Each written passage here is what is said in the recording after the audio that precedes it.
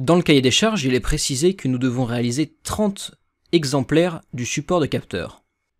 Il va falloir réduire au maximum le temps d'impression de chaque pièce pour répondre à la demande du cahier des charges.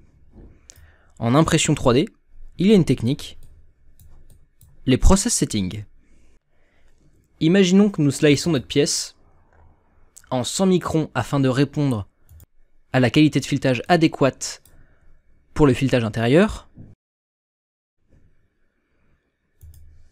On sélectionne un remplissage de 35% et un ABS qui serait, je pense, le choix le plus optimal vu qu'il correspond aux contraintes mécaniques et thermiques qui sont demandées à notre pièce.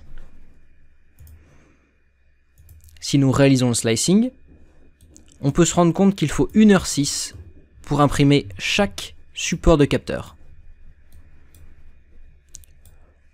On peut voir que cette partie de la pièce n'a pas besoin d'une haute définition de couche, celle-ci non plus. Nous allons donc pouvoir délimiter chaque zone de notre pièce et lui assigner une hauteur de couche spécifique. Pour ceci, nous allons utiliser l'outil section transversale, CTRL K dans les raccourcis clavier, afin de délimiter notre pièce en 3 parties. La première partie concernerait la partie du bas. Je pense que 8,5 mm serait la mesure parfaite pour délimiter la section dont nous avons besoin. Ensuite, nous allons délimiter une autre section au-dessus du premier filetage vers 20,5 mm et nous lui assignerons une épaisseur de couche plus fine. Et pour finir, nous terminons notre pièce avec une couche d'impression encore plus fine.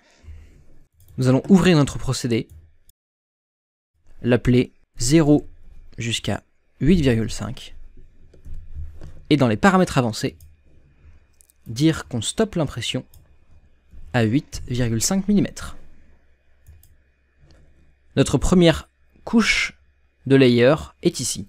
Pour faire les suivantes, nous allons dupliquer, donc c'est-à-dire faire un CTRL-C, CTRL-V de notre procédé, l'ouvrir.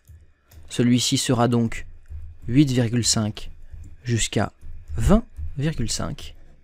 Dans les paramètres avancés, nous commençons l'impression à 8,5 et nous la terminons à 20,5. Et pour le dernier,